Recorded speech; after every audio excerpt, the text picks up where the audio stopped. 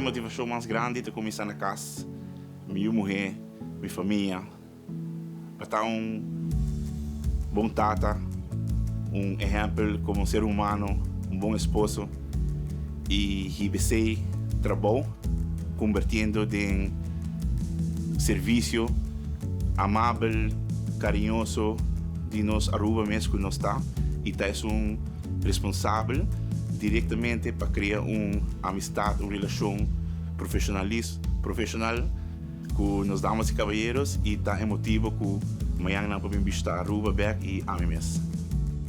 Lo cual te motiva a todo dia tá para criar conexão de valor, não somente entre nós brand e gastam, pero também com a comunidade que nós representamos. Para mim, marketing não é somente fazer promoção, mas mais bem conta uma história que pode inspirar e pôr toda gente sentir bom bem na nossa isla. Eu tenho gosto do que você faz para por fazer o que você gosta. Tenho gratidão e privilégio passar com você bem e viver onde foi o mundo bem vacância e eu sinto que nós podemos ir a Aruba adiante. Mi motivación todo el día está con mi gusta mi trabajo, lo cual me hace y aprecio con mi team para Peña y compañía que me está trabajando.